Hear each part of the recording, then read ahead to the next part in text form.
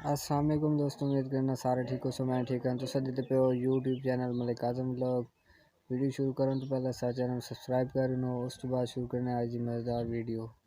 जी दोस्तों, शहर आ गए हैं। शहर थोड़ा जी काम आई पिया, इतों आटा भी चावना आई वो चाहने हैं तो एक दो बिया काम है पिया वो भी करने से ते बात वहदे पे वापस। चाचा आटा तो लेंदा पिया, आटा तोल गिने ते वात आटा चाह के इंशाल्लाह वापस ऐसूँ भी जड़ा काम है साढ़े वो सरकार की है पिया, बस यो रह गया ये भी ठीक। जी बार शहर गया से शहर चूँ वापस आ चुके हैं घर। जड़ा काम है वो भी कर गिदा से ते हुण थी चुके हैं फ्री। मैं चलो दोस्तों को एक मैसेज भी देना आई पिया क्योंकि वो मैसेज भी ज़रूरी है पिया। मैं चलो मैसेज भी तो दे दूँ क्योंकि जिस टाइम मैं शहर गया ना तो मैनू भाई अली हैदर साहब मिले पे पोस्ट ऑफिस वाले। उन्हें आख्या भाई कुछ लोग ऐसे हैं जिन्होंने पोस्ट ऑफिस का पता कोई नहीं, क्योंकि अगे आई सिटी डोलवान चौक के पोस्ट ऑफिस, लेकिन हुण जड़ा वो पोस्ट ऑफिस है उस चौक तो चेंज थी चुका है, मतलब बई जगह शिफ्ट थी चुका है। लिहाजा कुछ लोगों को नहीं पता कि पोस्ट ऑफिस हुण कित्थे है पिया, तो कोई जिन्होंने पता उन्होंने तो पता है पिया कि शिफ्ट थी चुका है बई जगह ते, लेकिन जिन्होंने पहले पता है भाई वो पहली जगह ते आई पी एस साहब का जगह ते उत्थे उनको नहीं भाई ख़त्म थी चुका है। ख़त्म कौन थी पोस्ट ऑफिस है पिया, लेकिन वो सिर्फ जगह चेंज थी थी है पई। तो अली भाई ने आख्या भाई तुसा अपने व्यूवरां ते ऑडियंस दसे सो भाई पोस्ट ऑफिस मौजूद है पिया, क्योंकि जिन्हें लोगों नहीं पता उन्हें तो आखना कि पोस्ट ऑफिस कोई नहीं, लेकिन पोस्ट ऑफिस है पिया।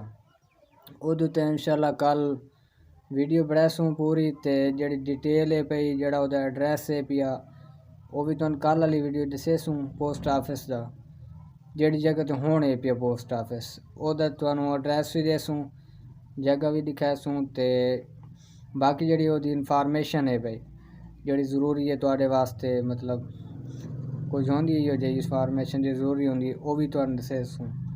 तो कल जिस टाइम उन्होंने मिलसूँ ना वहाँ के उत्ते तो उन्होंने को इंशाल्लाह जी डिटेल हो सी वो भी वहाँ से पूछसूँ उन्होंने को पोस्ट ऑफिस वाले को, तो उहदा एड्रैस भी पूछ के वो तुहानू इंशाल्लाह कल की वीडियो दस देसूँ। बाकी व्यूअर है मैं तुहानू कौन दसा कि बाकी मतलब पोस्ट ऑफिस का ना एड्रैस दसा ना ही कोई बई चीज़ दसी, मैं सिर्फ जस्ट तुहानू ਉਹਦਾ मैसेज दिता है पिया। कल जी वीडियो आसी ना वो पोस्ट ऑफिस का एड्रैस सारा कुछ दसेसा, लेकिन अज वाली वीडियो सिर्फ तुहानू भाई इनफॉर्मेशन मैसेज दिता है पिया कि कल वाली वीडियो तुसा लाजमी देखो। कल वाली वीडियो के तुहानू सारा कुछ अस दसेसूँ। अज तो वैसे तुहानू दसन वास्ते भाई कल वो वीडियो बढ़सी, तो इंशाल्लाह कल तुसा वीडियो लाजमी देखो। जी दोस्तों, शाम का टाइम थी वाला है, बल्कि थी चुका है पिया क्योंकि सूरज गरूब थी वाला है पिया। तो अज दूजी बार सर्दी भी इस टाइम मतलब आना शुरू थी वेंदी है पई, तो हुण भी सर्दी लगती पई थोड़ी थोड़ी। सूरज गरूब थींदा पिया इस टाइम तुहानू दिखा सकने सामने देखो भी बार सूरज गरूब थींदा पिया, तो शाम का टाइम थी वाला है पिया। सर्दी की शिद्दत थोड़ा थोड़ा इजाफा थींदा पिया, तो ज़्यादा कोना एवं हल्की हल्की धुंध भी आंदी पई है वो सामने तुम देख सकते हो, मतलब दूर तो नज़र आती पई थोड़ी थोड़ी में, ज़्यादा कोई नहीं क्योंकि मौसम काफ़ी हम चेंज थी चुका है। तो लेकिन बात भी धुंध होती है हल्की हल्की, बिल्कुल ज़्यादा कोई नहीं क्योंकि मौसम काफ़ी चेंज थी चुका है। तो अज की वीडियो करें था एंड, कल बात मिलसूँ नवी वीडियो नाल। तो कल वाली वीडियो तुसा लाजमी देखो, चैनल सबसक्राइब लाजमी कराए। जड़े व्यूवर सबसक्राइब कर चुके हैं तो जड़े व्यूवर सपोर्ट करें पैन उन्होंने बेहद शुक्रिया।